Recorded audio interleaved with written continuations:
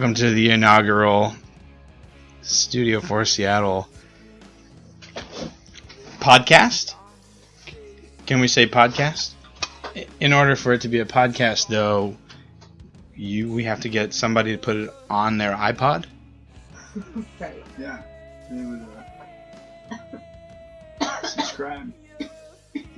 They would subscribe to on our website, and they could listen to what we were talking about every week. Yeah. Mm-hmm. We should introduce ourselves. Yeah. I'll let you start. I'm Randall. I'm Rebecca. And I'm Dave. This is an experiment for us. To see what it sounds like. I'm recording it this way because we have, I'll be honest with you, some of the best equipment that you can buy right here. Top of the line. And we're a good 2 minutes into our first podcast, so fucking cheers, you guys. Cheers. 2 minutes of really. Cheers. Okay. So at the 2 minute mark, let's make a rule because we took care of our opening business, right? We did. Yeah. Every 2 minutes. Wait. The first 2 minutes. This is how we start. Yeah. And only we know how we're starting this. Yeah. This first 2 minutes. But this is our first 2 minutes to introduce ourselves, and because this is the first one, we're talking about nothing. Yet. And this is done. Not yet. So we talked about wanting to do this in order to talk about what's going on in the arts in Seattle. Yeah. And how that kind of leads into what it is that we want to do a studio for. in Seattle. okay, let's jump right in. So Rebecca has some article. Oh yeah, this is an article that was posted on HowlRound today. Don't depend on ticket sales. It's posted by Seth Lepore. Seth Lepore. And it's posted on what? HowlRound.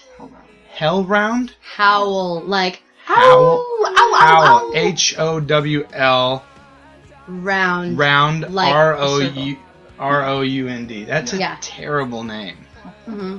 It's very Howlround. What? HowlRound. I'm pretty sure that's why that's probably from some theater-related Howl. tongue twister game. No. Howl. Warm up. Round. HowlRound. Like a coyote in a circle. HowlRound. Yeah. Yes. Yeah. Okay. Everyone's howling. Howlround. Everyone's howling in a circle. It's About theater, the arts. It's a theater-related website. That, what's her name? Nan. Nan has been on this. Yeah, website. Nan. She's been on Howlround. Nan Barnett. Yeah. Okay. Of course. Well, now I gotta check it out because Nan Barnett said to see it. So. It's also just a great. It's a fringe. It's a good fringe theater resource. I think. Where is it based? It's it's somewhere on the East Coast, I think. Okay. I think it's DC, but I might be wrong. I have no idea. They're newer, but they've done pretty well with they have like a web page for people to post videos of whatever it is that they're working on. Okay. Yeah. I'm gonna do some homework on Howlround before our next podcast experiment, Yeah. Sure. and then I'll know, and then I'll come back with something for the next one. How about that? Yeah. You That bring this one, is and it'll be great. my turn. Yeah. And then next time it'll be Randall's. That's our format. It is. Yeah. Yeah. Okay. Production meeting done. Okay. Cool. Yeah, so it's called Don't Rely on Ticket Sales, and it's part of a series exploring what it's like for an artist to have entrepreneurial, an entrepreneurial mindset. I can't say that word, so I just want to keep saying it. Entrepreneur. Which is, I think that's a good topic. Okay. Well, yeah, but How do you run it's a business? basically How do you run a business? Of this theater? dude was like, okay, I'm gonna go and tour my show, right? So I went to like Michigan, Minnesota, started in Minneapolis at this theater that he had worked at a few times, and toured his show there. And he like breaks down what it was that he made in each city, and then basically says, the city that I made the most at was actually, I went there not because I really wanted to perform there, but because I had friends there, and I had these relationships with people and did all this stuff. And it's basically like, a fringe theater can't rely on selling a certain number of tickets because otherwise they're just gonna not ever sell enough. Well, I think it's interesting to note what a fringe theater is. The West Coast is very different than the East Coast. Mm-hmm. And when I went down to Florida to do, when I first got my first contract down there, I was like, you're going to pay me how much? Mm-hmm. You gave me a car and you gave me an apartment, but they're operating at such a huge level that financially, those big theaters, and I think those are the theater. If for me, as we are artists, I'd like to take those theaters and put them in a category that we don't often discuss, because those theaters, those aren't the people that we're trying to reach with Studio 4. And so I think the idea of a fringe theater relying on ticket sales, if we take out ACT and Rep, and for that matter, probably Seattle Shakes and Book It, because they rely heavily on their... and they sell a lot of tickets. They do, you know... Yeah. But that's because they're involved in the communities in different ways, you know, how they sell a lot of their tickets. But they should still, I think, be taken out of that just because they are and they're not also quite in on prime fringe. location. Yeah. I think anything within that. And they're getting corporate sponsorships. This city gives them a grant. Seattle Children's Theater is an amazing model, but no one's competing with them. So, of Can I course, they say- dominate the space in children's theater. Nobody's doing it. Can I just say... That's what I'm saying. They're over there. They're doing their thing, much probably like Village is. Village Theater's up in the hills, where, I don't know. I don't know those guys. They're pleasant in the audition room. Yeah. These everyday normal people. That, like, when they're going out, they're like, well, we'll drink some beer, we'll see a show too. So, should a theater rely on their ticket sales? No. As a base revenue? We don't, at Studio 4. No. We rely on the group to bring chairs, a printer, a refrigerator, scripts, actors, Fancy friends, sound equipment. extremely expensive sound equipment that we're working on tonight. Maybe this should also be the official Before Kelly Gets Here podcast. It is, yeah. And we never hear from Kelly. She's just like a character. She'll come in at the very end. Probably. Maybe she doesn't even exist. Oh my god. Is that Kelly? Until you meet her, because Kelly is only exists in the present. Like, unless you're in the presence of Kelly. Yeah. It's not. Yeah. Okay. Yeah. That's a good 9.5 minutes we're into. We as cheers. Cheers. 9.5 minutes. And this episode is sponsored by Angry Orchard Hard Cider. And Chris, wait. Deschutes Fresh Squeezed IPA. That's a good one. And yet again, Angry Orchard. Too angry. And I'd like to Can I say lead the something? Fresh Squeezed into our other sponsor, J&M. You know, that is J&M sells the best play. If I'm gonna go get a Deschutes Fresh Squeezed IPA, and I get them a lot up there, I want to go to the J&M at happy hour because it's $2.50 We've had many a pictures for a pint. Yeah. And it's great in there. It's always great. Great music. Mm-hmm. Awesome place. Good people. Yeah. Can I just ask Authentic, something? real people, I think. Yeah. Real, very real. And I would say conditioned with the fact that they deal with tourists a lot. So they're authentically Seattle, but they get the fact that people are in town and they want them to have a good time kind of thing. Mm-hmm. So there's a lot of those guys at the J&M, I think, that way. Taylor's Oyster House around the corner is really good, too. We go there a lot. The guy that's the manager there was a student of Kelly's dad when he was in middle school. So when Kelly's dad goes there, like, they always get, like, hooked up. It's crazy. Because he taught him, like, Moby Dick or something when he was in 8th grade or 7th grade. Sorry, Dan, I don't know what grade you teach.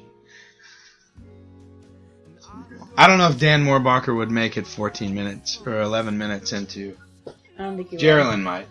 My mom would listen to the whole thing 3 times a day. She's already heard this. My mom would. This is the third time that she's heard it. My mom would share it. I think in radio they have a producer in their ear going, "Okay, get back on subject now, right?" So we'll get back on subject. Yeah, can I should Well, can I just say something? We were doing a lot about saying like, okay, act is over there, rep is over here, all this stuff. Could we maybe just, since it is the first episode, could we take some time to define what it is that fringe theater is? Like, could we define that? And I think a lot of the things that we could define it with could be found in what it was that we were not included before. I don't know. I just think that would be kind of corporate beneficial. So sponsorships, if any. Sponsorships. That's Fringe Theater? Or that's not? No. No, I think no corporate dollar attached. Mm-hmm. Probably. Their funding is from the city. For Culture is a big organization. They paid off the Roof of the Kingdom repairs, and a bunch of money is going through the arts community right now.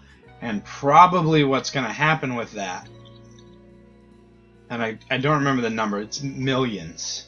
It's a lot of money. And because the Seahawks did really well, so they paid off that bond, and For Culture, from what I understand, went to the city and said, hey, that was still supposed to come on out of the tax money for the next 2 years. Can you put that in arts for 2 years? And they said, sure. So there's a big chunk of money that's now going to be dispersed to the arts. We already have the 1% of arts grant thing that happens for visual art, sculptures, and stuff. The music, Seattle, I feel is strong. Anybody who wants to go see live music on any night can, whether it's symphony or, I think the music scene here is great. Something for everyone. Phenomenal. The venues are all really cool. And then theater, you got Fifth Avenue, which is big musicals. That's families, right? So when you sell a ticket, you sell 4. Or if you have grandparents, 6. And you sell them a package for Christmas time, and you pay your bills. And they're not Fringe. Right. Seattle Public Theater, I would say is Fringe. Yeah. Annex, I would say is Fringe. Yeah. And then I start to think about, does that mean Fringe theaters have buildings? Do they have physical space? Because if you don't, because it gets to feeling that way, but then when you think about it, it's like, no. There's plenty of, Seattle Immersive doesn't really have a space. No. Yeah, but I would say I don't know. I would say I would not consider them Fringe because they are specific.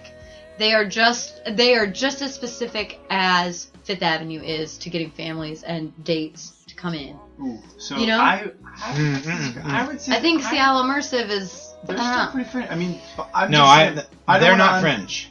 Well, how come? Because they are what Teatro Zanzini or Zanzani or I don't even know what. They're a whole immersive experience. They are a ticket all their own. And they can't be in the same space at all, which it's not linked to space because I wouldn't include them in it as well. So I guess I was looking at it more like business-wise, how they run things. I would say is very... Now we're getting into this. See, this is a good discussion. Okay. So that's what I... We're 15 minutes in and it feels like nothing. Well, we are defining what a Fringe theater is in Seattle. Mm-hmm. That's a good start. I would... Teatro Zanzani? No. I don't know. I can't say. I mean, to me, it's basically a restaurant with a really good... Yeah. But I learned a very much difference between, like, what entertainment could be on a cruise ship, where it's, like, musical, flashy, dancey. Yeah. I wouldn't consider that Fringe... You know, yeah. Teatro Zanzani's on that level. Right. Like, there's no real story. I guess it's who's telling a story. To me, it's who's telling a story in a very grassroots way, which I would say Seattle Immersive is still telling stories. Yeah. But they're not part of Fringe theater. And they don't, and they aren't. They And I don't think that they would want to be. I think Seattle Immersive has found this very specific, like, I don't know, space for themselves. Yeah. That is it is these people who work at, this is something that maybe we should touch on later, at around the 45-minute mark, would be these Amazon and Microsoft people. These young tech boomer kind of people who are here specifically for that, and it's like, those people don't necessarily want to go see the musicals. No, they don't want to go see... Yeah. It's a cell phone. It's a smartphone. It is. It is a whole immersive experience that you can fall into, and that you won't want to use your phones because you're so enveloped in everything, which is great, but, like, that's not, like, the kind of theater that maybe you and I... So why is that not Fringe? Because they it's a different medium. Yes, it's a different medium. And they have the opportunity, by making it an immersive experience, to incorporate cell phones. And as you're going through the crime scene, or I don't know the shows, but if you snap the picture tied it all up or whatever, and you could upload that, and you could solve the mystery first using your cell phone and sound recording and stuff like that. That would be fucking cool. They have things where you go pay, and they put you in a room and lock you in there, and you got to figure out, like, pull a book or turn a... You know about those places? No. They're like... There's one that's going to start up here, or just did, or will soon. And it's basically you pay, like, $25 for you and your friends. It would be like this. If we said, $25, get in here, and then get out. And the first thing they did is they went and tried that door, and it was locked. And they couldn't get out. Oh my God. And then they had to use the clues in the room to find the key or the whatever to solve the mystery of how are we going to get that door unlocked.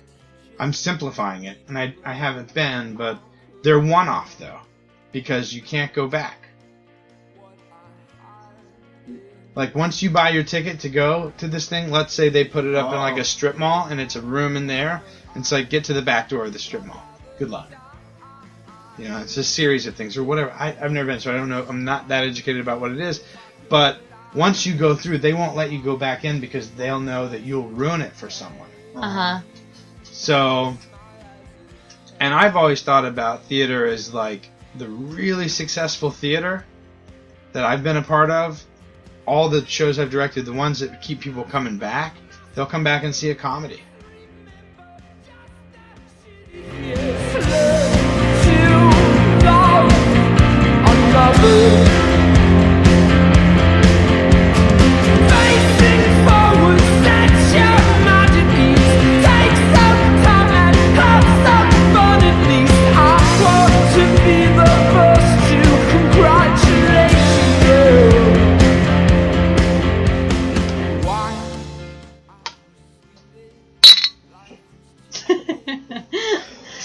The sound effects budget is amazing. It is. We really hired to go. Thanks, guys. So TPS.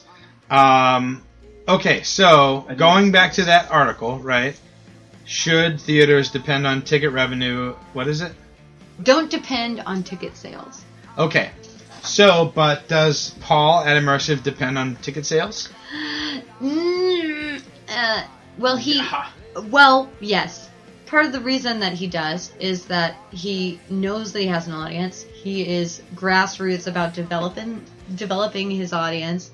He is going out telling people, hiring artists to tell more artists, to so on and so forth. He's buying big stranger full-length ads, you know. But yeah, he definitely depends on ticket sales. Like, where did his initial funding come from? I don't know. It all started with the last year, the year before, when he did the thing that Micah was in. Superliminal. Oh, that's right. Micah was in the first. And I think it's because he just had a batshit crazy enough idea that he could, like, charge people a lot more than what you pay for, like, a fringe theater ticket. Well, because you were getting bussed around and you were getting taken to different places. Well, he had right. He had this vision of a place that people would want, like, of theater that people would want to come to, where you could create a complete environment, kind of like, you know, other immersive theater throughout the country, but he just wanted to do it here because he saw how much people were paying for tickets to Fringe shows, and he had been to see a lot of Fringe theater. He's an actor, he knows what he's doing, and he was like, you know, people really could charge more. He's an actor. Mm-hmm. And I was just making a producer now. He's a producer now. I was just making a note in the computer systems that we have here to, you know, when we make notes for ourselves, so we all get it up, pops up on our screen. It's really high tech. That the next episode we're going to do is the Fringe, and then, but I put down, like, a guest.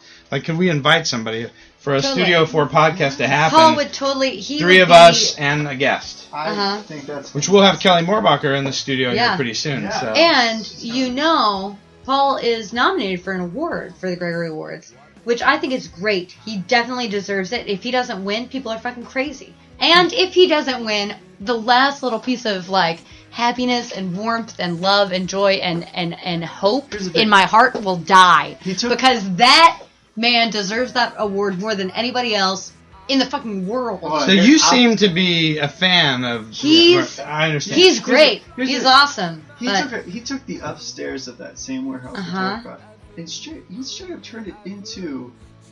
A police station. Have you been? Have you seen it? I saw it. We have not been able to see the show yet because it's sold out completely within about a week of opening. We got a rave review on The Stranger, and now it's extended through November 21st. Sold out every night. Awesome. That's like the fact that he's doing that. Again, I haven't seen a show. I'd love to come see this show. I don't have a lot of budget to go see a show, so you could do better. in the other market I work in South Florida, I mean, equity tickets are $10 if there's a seat. Maybe I'm going to start telling everybody I'm press. I'll write a blog, and I'll get to see theater for free. Hey, and if you can get me. If you can get me to come see a show and enjoy it enough to write something about it, I feel like you're doing a good job. All right, so I'm looking forward to seeing a lot of good shows. Here's a topical question for you, Dave. If you become a theater critic, I want to start Would you walk out? Would you walk out of a show during intermission if you did not enjoy the show? Better question. Would you write about it? Okay, here's my promise. If I get a free ticket for a show, and I go, I will write something about it. And I will write something about it from the perspective of how I go through Studio 4. I'm allowed to give my opinion. You're allowed not to get your feelings hurt. It's just me saying the fog machine was a little heavy. The band was a little loud. This actress was annoying. I don't know. You could have maybe cast that as a black guy. I don't know. I'd give my honest opinion. And when I saw something that I thought was good, I would just go through my social media and tell everybody this is something you can't miss. And the thing about the guy that writes for The Stranger is I don't think he's part of our community. He's not a theater guy. No. Gianni said this. Who was a theater critic for Seattle PI and someone else. I don't know. Anyways, he said that the guy has every right to leave a show, whatever, but he's writing to his audience. And this particular dude at The Stranger is coming at it from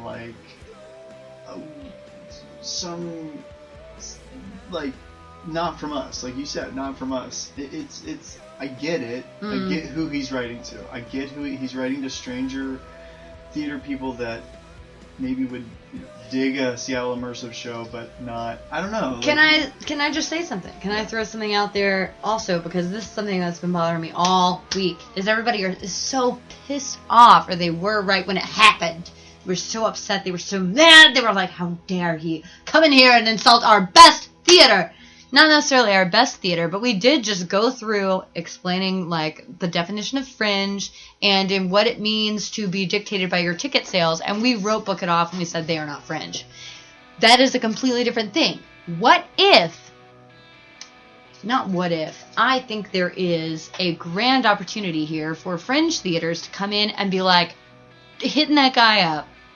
Fuck yeah, he got some great publicity for Book It. They were coming out with great little social media images that were the only thing that sucks in this play, pointing to a vacuum. It was great. It was great publicity. It's let's fucking help this guy's career and also help our theater. Well, let me ask you this. Do you think they saw any ticket sales out of all that? Probably from all the guilty theater people who are a part of Seattle theater artists. I didn't buy a ticket, so I don't know. But I'm gonna throw another guest up on the board because just the way these are coming at us here, I'm gonna get Tom Dewey. Yeah. And he runs the box office for those guys. He would know if that helped or hurt them, and he is definitely has opinions and is entrenched, I would say, in a very unique part of the Fringe Festival, or the Fringe world. It's shades of gray. Mm-hmm. Every theater is doing kind of their own thing. It's like the neighborhoods here. Ballard is very different than Queen Anne, is different than Rainier Beach, is different than Bellevue, is different than... What's the island? Mercer Island? Mercer Island. And then when you get up to Shoreline and Everett, they're not part of our fringe. No. So this is the Seattle fringe we're talking about. No, we're talking about Seattle. We're talking about... So Studio 4 is a fringe organization. For sure. Yeah. Definitely. It's a fringe experiment. It's a fringe gathering. Mm-hmm. It's a fringe celebration. Yeah. Only because we're at the 30-minute mark.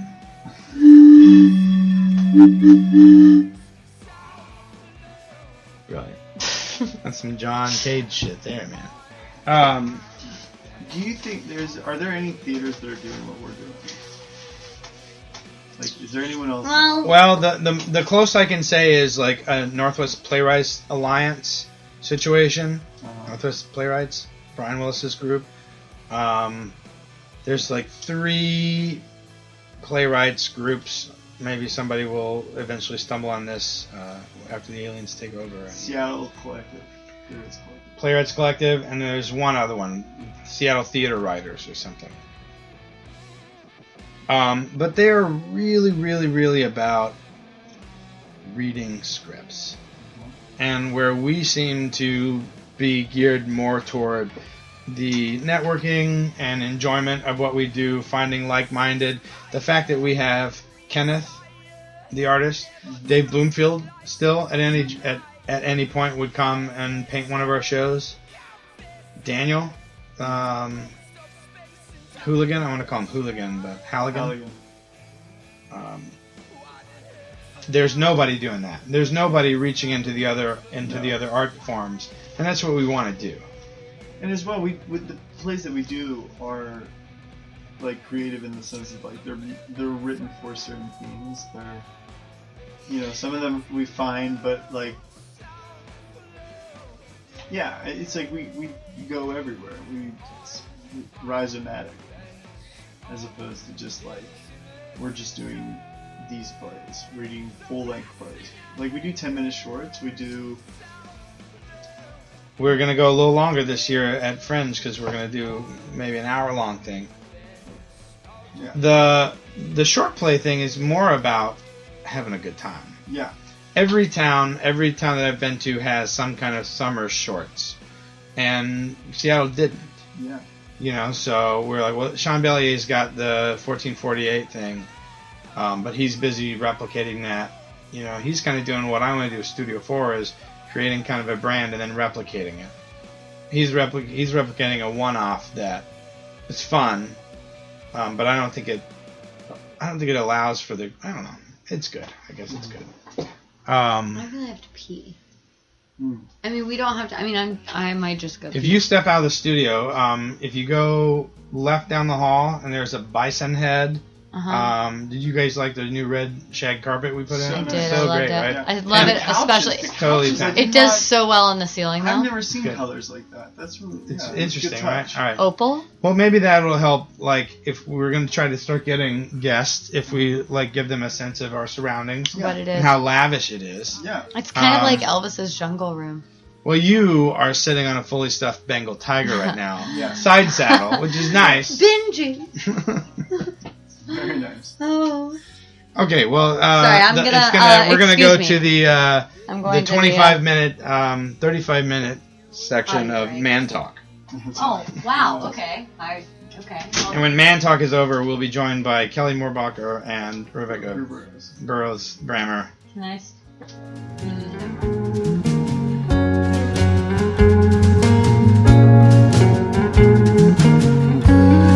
You say it shouldn't hurt, and I don't deserve all the worst from this curse. Know that I'm wrong. Where are we? We're talking about should they rely on ticket sales? Ticket sales. If like we do for shorts, we rely on ticket sales. Mm-hmm. So we still didn't get. It's still a write-off for me because it's spent all that we earned. But next year, we're going to be in the black. We're going to do it. We've learned now how to market it and make it happen. Next year, we'll be in the black to where I feel like I can tell the performers at auditions, I'm going to pay you $200 or something like that for the experience or whatever. We're talking about the don't forget your shorts. Summer ain't over, don't forget. Yeah. No, summer ain't over, don't put away your shorts. Which I guess we're just going to stick with that. We could plug the Pocket Friends show that we're working on. We should do that right after this. Okay, so we need to fill in our special guest. Mm-hmm. Yeah. Actually, she should be number one guest on the list. Yeah. We made a list. We made a list. I'm the very first guest. Yeah. You're the inaugural guest on the podcast. We were having a debate. Can you call it a podcast if no one puts it on their iPod? Sure you can. Okay. Sure you can. Also, can I just stop something really quick to ask an important question? Sure. Yes. David Nail, are you drinking an Angry Orchard cider? Our first podcast is sponsored by Angry Orchard. Sponsored by also have Angry one. Orchard Sinful Apple I have cider. You want to try it? crisp apple. Not really, but I guess I should. I mean, I love Angry Orchard. They're a sponsor. We're just going to tell people they're sponsors, and if they may not know. They drink their Yeah, beer then. They They're may gonna not. no, but you don't have to not take it off. Also, Randall is dressed in the white polo that we used to wear at my junior high. Because it was a dress code. Yeah. Yes, Uh-huh. yes. Randall Well, is rocking that. I will. Let's go ahead and throw this out there. We do need to say that there is a strict dress code. We do have.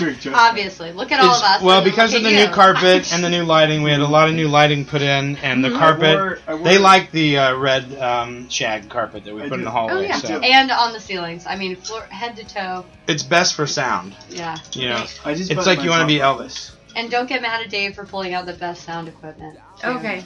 Oh, I was yeah, telling the them that we fancy- just spent a lot of money on the sound equipment. So can everyone hear the crunching of my potato chips? Probably. Do we think? And most likely let's do that. Rowdy guest. Let's do that. Let's go room tone, nothing for a minute, and then we'll have you crunch. Ready? Tim's Cascade. Oh, I'm gonna. Okay. Okay.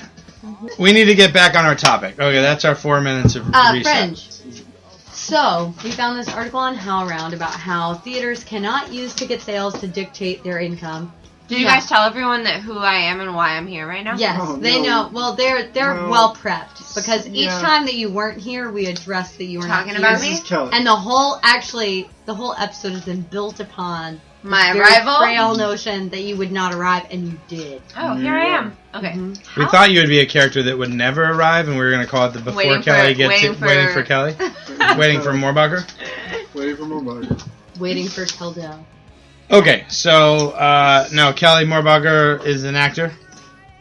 Uh-huh. She's a chip eater. Yeah. She's wearing in overalls. charge. She's in studio4 making sure everybody has a good time, Yeah, Uh-huh. right? I try. And also Good time doing coordinator. a lot Good of time. other things. Good time, Bacher. Good They time call me. coordinator. Yeah, good time Bacher. So what's everyone's official title? I don't know. I just said The it. good time Good coordinator. time Bacher. Good time Bacher. Dale the Ruiner. Okay, so Okay. okay, back on track. It's harder with 4 How people. round? How round?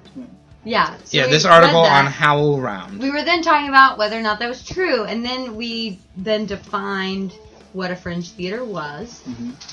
and then I went to go pee for man time, which apparently happens every episode, 25 minutes in or something. We did have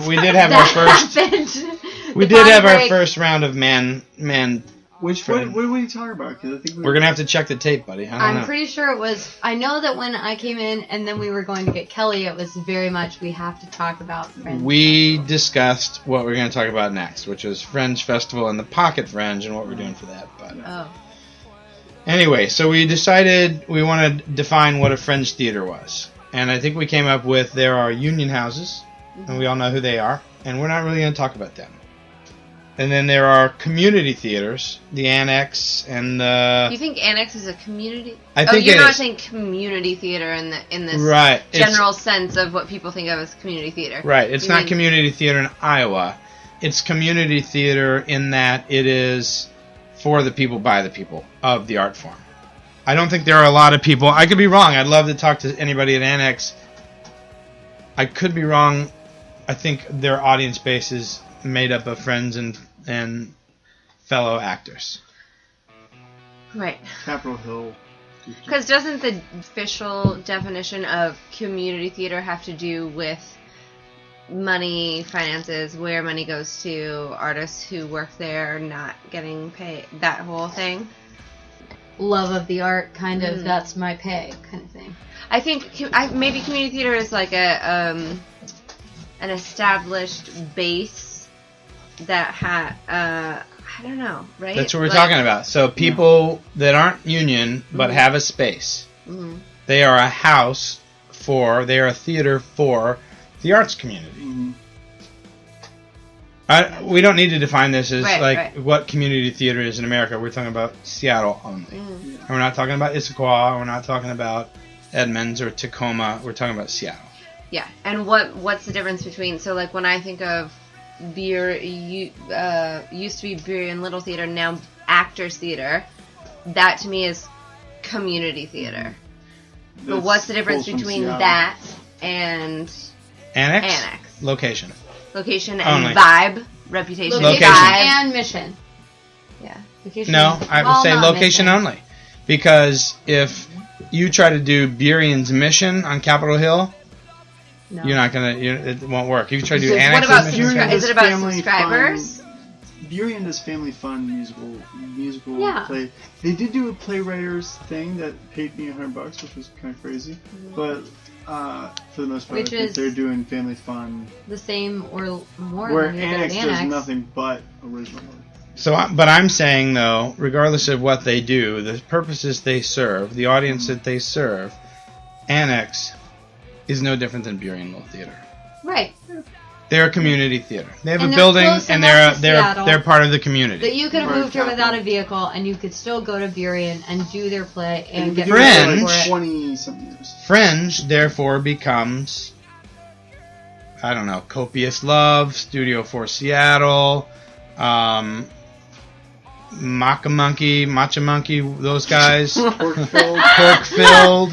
You know, that they're not paying rent. They're not a building. They are a fringe theater. They're a fringe organization. And that's what we are. And so I would like to address that first and foremost with most of our conversations. And then we can move up into the community theater.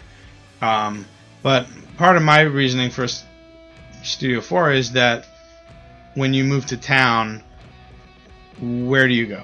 And I would much rather them come to us before they went out to any of the community theaters, before they got involved with any of the fringe companies. Because there are definite ups and downs. I would like to welcome somebody in the community and kind of get them prepared for what they're in for. Because I would say that we have like a little more reality to what is this business, which is like the rest of the world. Because I would argue that like this community theaters, big house theaters, it creates this vibe that like you really think you want to be a part of, but it is like purely just Seattle. Like it is not you know what I mean? Like there's You want to be a part of what part? like there's Seattle theater, which Right. is it's in and of its own thing. Mhm. Where It's like a where little we bubble. are, like we go to Florida, we go to North Carolina. There is like the rest of the world that is Also exists. also doing theater. There's LA, like but I could see that like So should your mission be to serve your audience here or to move stories, export stories? I was just drawing attention to the fact that like A lot of places don't do that. A lot of people, and that's great. I mean, Seattle is a wonderful place, and I could see myself living here for a really long time. I wouldn't want to stay here forever, and that's just because I am a nomad at heart. That's just who I am, and that's what I grew up with. And so I am very, like, much ready for my next adventure in my next city. And I have loved Seattle, and because of that, it's like I want to take friends with me to whatever city I go to next by using these channels that Studio 4 utilizes on the regular. And a lot of other companies don't, but it's this just notion of checking in with people and being like, hey, how are you doing today? What's going on in your life? now we're going to sit down and read this play. Then we're going to talk about it. And then afterwards, I'm going to be like, yeah, so I hope that your sister will be okay. Yeah. Or whatever. I'm going to walk you to the car. Yeah, relationships. it's community. If I don't know what we are on Facebook. We could be listed as arts organization. I think I registered as a community organization because I wasn't interested in producing plays. But that's the real art of Studio 4 is just those relationships because they translate on stage and we all know each other so well. It's like we get to go and bond with each other and have a great time. And it's like other theaters do that too. Annex does that. They have their, yearly tromp across the wherever they go. Yep. And it's like that's great.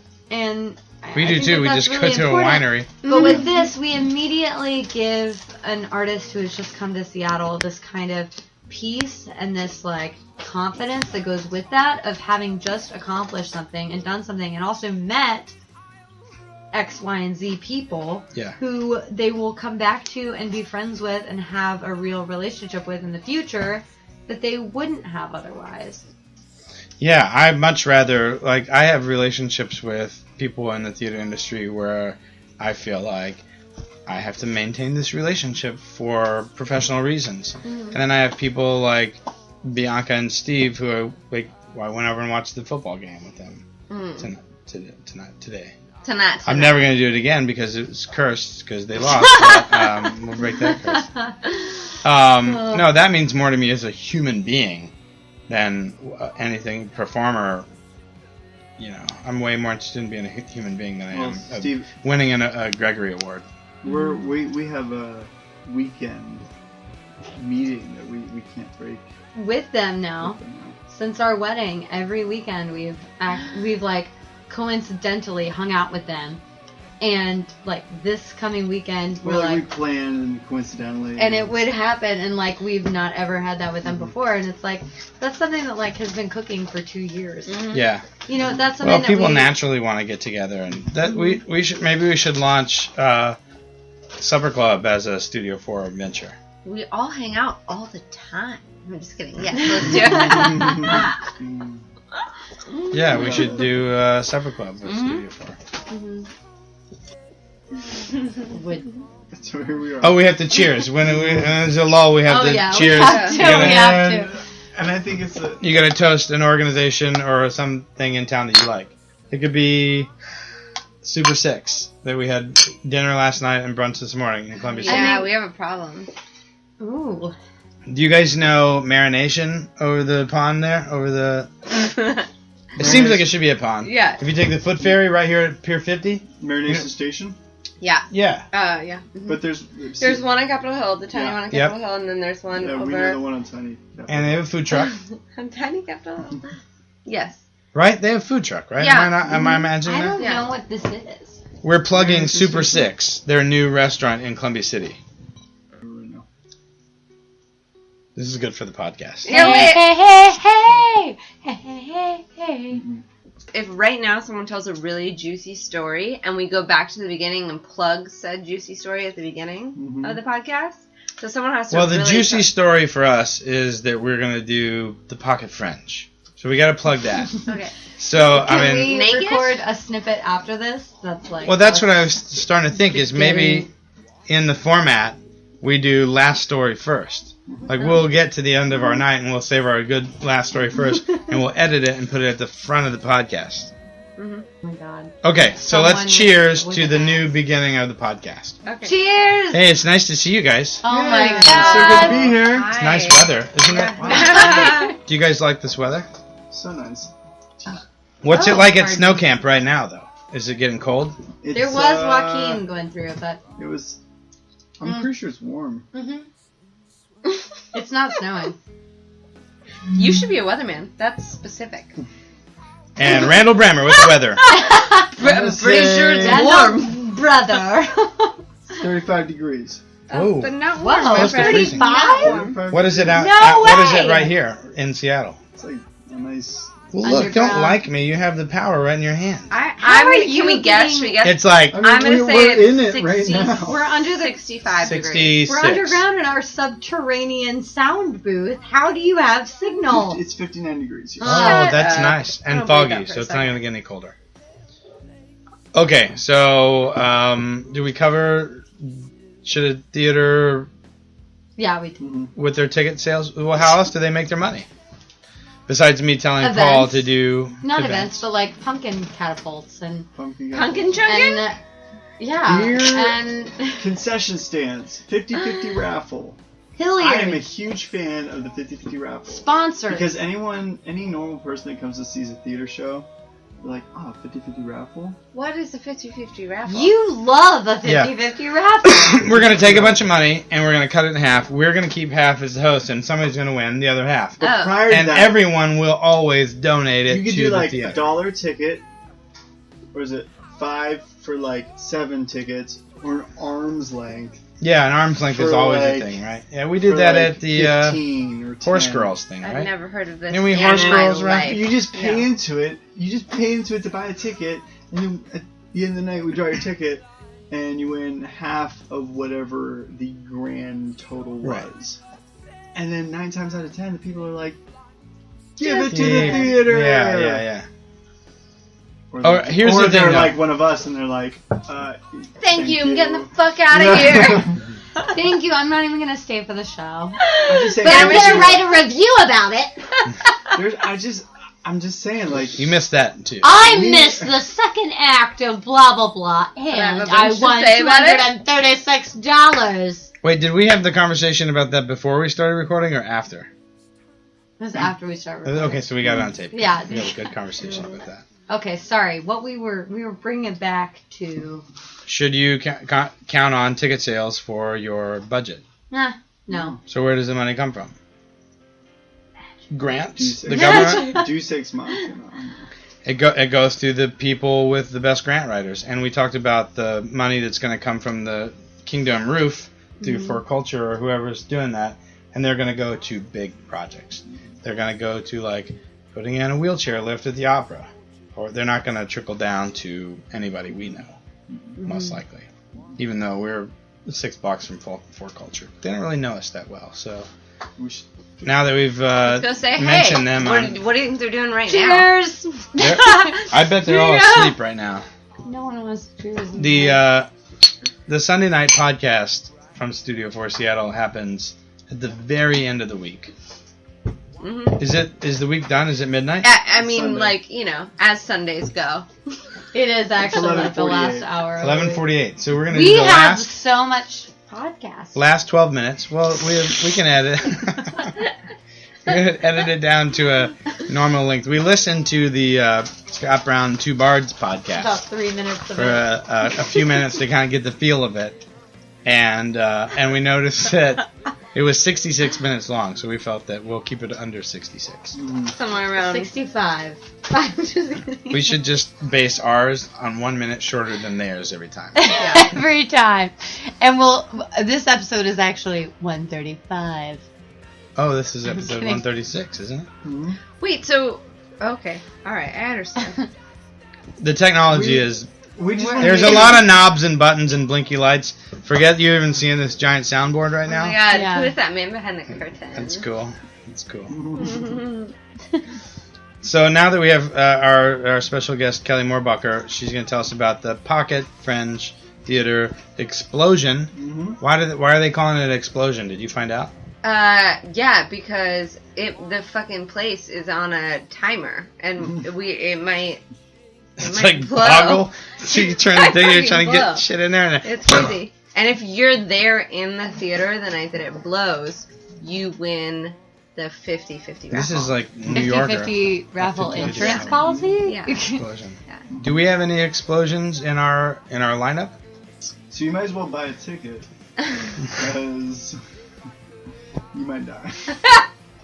But you're going to have snacks and sips. Oh yeah, that's the thing. 'Cause what's the Always. title of our project? Always snacks and sips. This is you art what you eat, right? Yeah, that's a Jane Ryan. You know you that, art right? what you eat. You are what do you eat? Well, what's on the menu? Well, We don't know yet, Brenda. we don't know yet. Some avocado. We'll get. Some avocado. Oh, you mean? Oh no! You mean story-wise, Metaphorically and story-wise Got some telling. Yes, bananas. avocados, bananas, spaghetti. Joey and I will consume a Rainier or two. Mhm. Maybe we'll be snacking on something. Mhm. What can we snack on? Oh, There's sure. gonna be a jar of Avocado. mayonnaise. Yeah. No, don't give away A bag the of fucking thing. Tim's Cascade-style potato chips. I Yeah. want a potato chip. Oh, it's not- Our sponsors are getting Tim's Cascade? chintzy. Oh, you just left me little crumbs on the front. Even the crumbs are good. They're a I little was just salty gonna though. say that. They're a little salty. You got salty crumbs? So the Pocket French Festival is when? November 5th and 7th. Right. At 8 p.m. on Thursday. And 10 p.m. on Saturday. How much are tickets? $10. $10. I think they're 14. I think they're $14. I think they're 14 online with their Pocket Feast. This Just isn't kidding, this isn't going $14. through our ticket thing from our website. The tickets are Website? going through website. It's a webisode. Let's be honest though, it's $14, but if you show up with 10 and you really want to come in, we're not going to be like, fuck you, get out of here. Right? It's not our style. I mean, Yeah. I might, and then one of you guys be like, Randall, no, it's cool. Let him in. And I'll be like, fine. He'll be like, I heard $10 from the podcast. And I'll be like, no, it's $14. We definitely have to do this. Get this Meanwhile, podcast. I done. show up with 3 and just assume that you'll let me in because of what you just said. And you'll let me in. Mhm. You We'll have to be basically in. let anyone in that wants to pay anything. That's true. Okay, so Pocket French. Packet. You art What you eat. 4 short plays. Maybe a surprise. Snacks and sips. Well, no, we didn't tell anybody we were going to be reading a poem at our short play festival. Yeah. And Bianca read a poem. Mm-hmm. That's a surprise. Yeah. It's a rabbit out of the hat. Okay. This pause is brought to you by Cheers. Who's it now? Who do you like right now? What's good in town? Christopher Frizzell. Christopher Frizzell. He's He's the one who Oh, that's wrote the guy the that- walking out. That walked out of the thing. And now, okay, I don't. You've already discussed this. They really pissed off about 14 people in the Seattle What did theater. you? Well, yeah, that's the thing. Is like you have to give 2 rips about theater reviews to be pissed off about it, right? You have to be someone who gets excited and annoyed about theater reviews, and not someone who realizes that they're completely asinine. Said Kelly Morbacher on the podcast. Well, on the 18th of October I mean, in 2015. who fucking thinks that theater reviews aren't asinine anymore? the idea of them aren't, but most of the people that write them are, Yeah. I don't know. And I have no personal issues with said gentlemen. I just think that putting any stock in any theater review is, I mean, at least when someone's reviewing like food, there are so many places to eat that maybe someone who reviews food is going to tell you when something is really expensive and terrible, and so you don't want to go spend your money there, and you know, I don't You know. read That- The Stranger, though. You read those I papers. love this. I do love this. You read them. And, And has The Stranger ever sold you on something? No, this is what I'm saying is I'm fine with someone writing their, because I'm a fan of editorials. I'm a fan of someone writing their opinion, but more because I want to enjoy what they've written, more because I'm a fan of writers than I am a fan of. So that a good writer, in writing a piece of theater criticism, could paint a picture that is informative rather than something that's going to make somebody in The Stranger go, "Ooh, Yeah. he said it." Mm-hmm. I'm interested to see what you wrote. What kind of writer are you? I don't really care what you thought about the show. I really don't. Buckett's got, well, I don't know if Buckett's got press out of this, because I don't know how many people, I mean, if you walk down, if tomorrow we went down First Avenue and said, did you read the article about the latest Bucket show?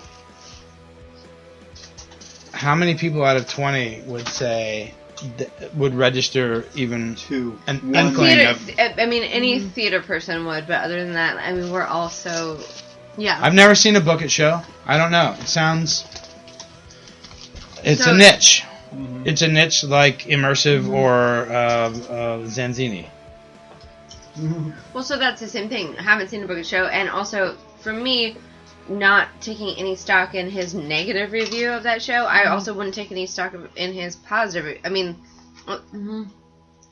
my thing is about reviews in general. Yeah, and I mean, there are markets, I think, where reviews really can make or break something. We've spent some time in South Florida where those people are, I think, really conditioned to read reviews and decide what they're going to go see this weekend. Here, I have a hard time believing it works that way. I would tell you what. The difference is, I think Florida theaters' reviews affect attendance.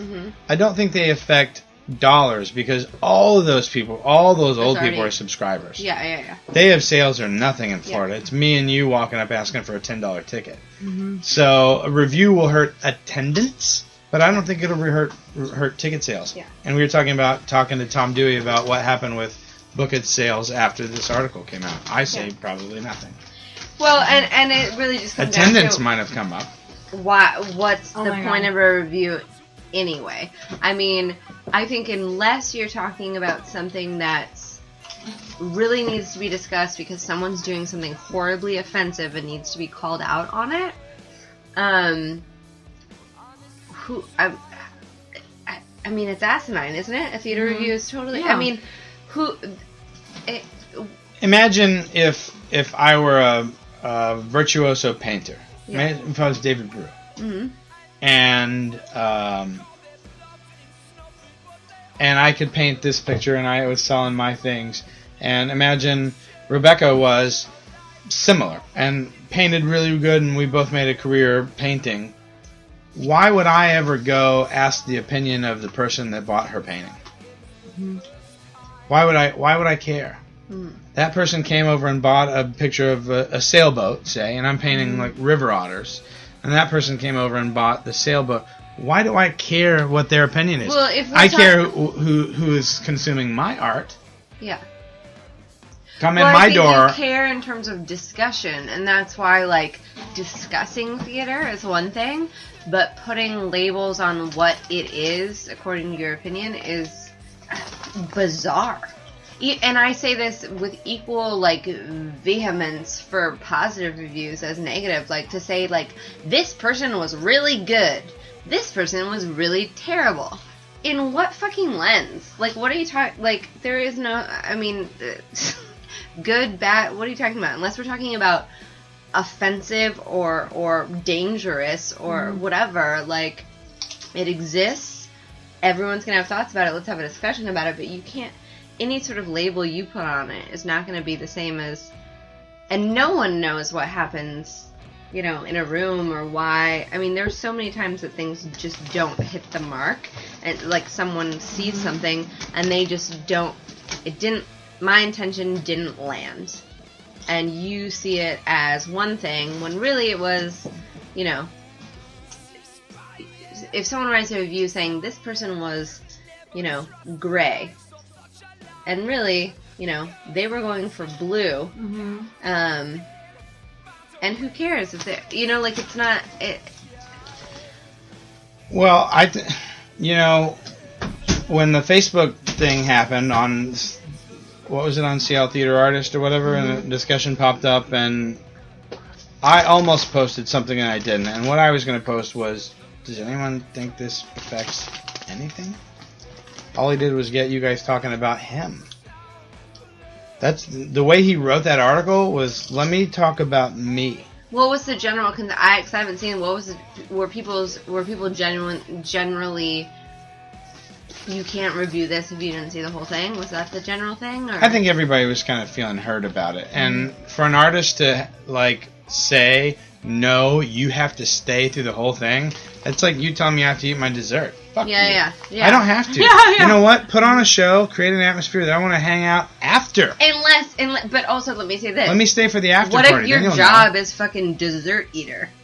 You know what I mean? Like, like if you got paid to eat your dessert and then you were like, nah, fuck it. Does this guy only write theater reviews for a living? No, of course not. No, he doesn't make a living doing that. Right, but that's what he submits to the stranger. Nordstrom. And I don't care because I don't give a... I mean, it's like, for me, it's funny that he said... It's like 10 years ago, there was a newspaper in Tacoma, and they had a guy who was a food critic. And they found out that he was, not really going to eat at all these places. There were too many places, so he was just, kind of making up what he thought the food might be like. And in the scheme of the world, who cares? Not a big deal. Right. But also, we paid you to go do that thing.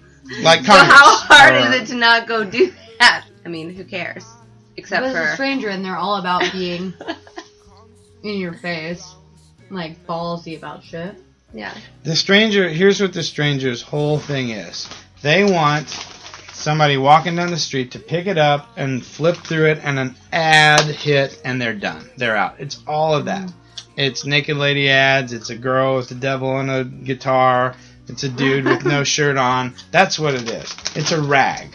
It's just something to wash windows with. I don't think that's true. Yes, I think there it are is. A lot of the people function of it, that's why it's maybe free. Maybe that's the function of... Maybe that's... Kelly, that's why it's free, because it's an ad rag. I don't think that's true for all of their employees. I think there are people who work for the stranger who care passionately they don't know about it. that it's just that. Yeah. They might care passionately about it because they were in a newspaper club in high school and they wanted to be in newspapers, and now they got a cool fucking newspaper job.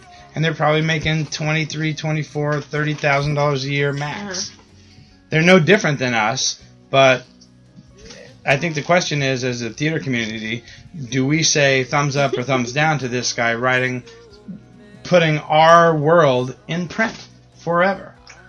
I think we say, who cares? If someone wants to pay you to do that because old people in Edmonds want to decide what show they want to drive in to see, fine. But I give it no credence. I'm not saying that he's worthless. I'm just saying, don't we all actually... What about for somebody that's new to town? A new college grad moves here from St. Louis, and they're into the theater scene, and they pick up and they're reading this stuff. Well, they're not going to go work at Book It. They're immediately going to have a negative... No, I don't think that's true, because if they go to an audition for Book It, they get cast in a show Book It, and they get say, here's what we're going to pay you, they're going to go work at Book It. Yeah, but what I'm saying is they might not even audition. You wouldn't. Yeah, I would. I'm not trying to be difficult, but really in terms of just, getting work, I mean, yeah, I would. You as a 22-year-old fresh out of college from St. Louis. Yeah. Definitely. If I showed up and it was a company in town that didn't seem shady and was going to pay me, and I needed a job and wanted to flex some muscles, yeah. So then what is the negative on the review?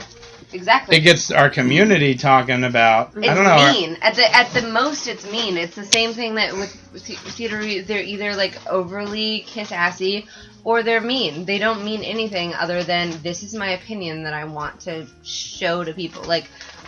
It's weird. It's a weird thing. It's just, it's honestly, I think a lot of times just mean. Yeah. Not powerful, just mean. That's a good way to end that. One more time for Pocket Friends Festival. What are we doing? When? November 3rd. No, 5th. The 5th and the 7th. Thursday at 8 o'clock. Saturday at 10 p.m. Funny, short plays, snacks, sips. Really. Mm-hmm. Yeah. Well, thanks for inviting me. Thank you for your time. I'm so pleased to be first guest. Mm-hmm. Can I come back next week? We've been saving the massaging foot bath for you. Yes. Mm-hmm. It'd be funny if we had a little bucket in the corner of this podcast room next to the super powerful luxury toilet. Yeah. So that anytime someone had to pee, we just didn't even have to leave, and I could just pee, and you could just hear me talking and peeing in the corner. I'm gonna go pee too. This is pee talk. I think this podcast is about 90 minutes now. I swear, if anybody listens all the way to the end that isn't my mom, right? Mom doesn't count. Call.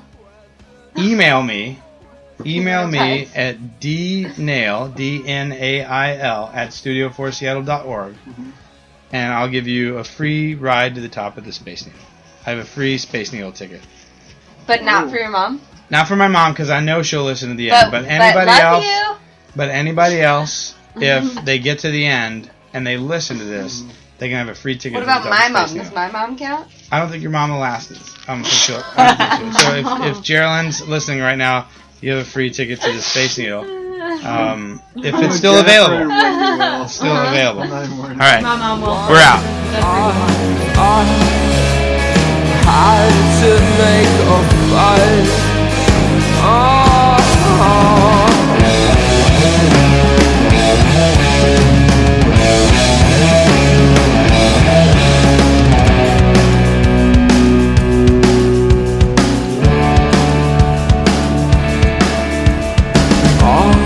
I see is useful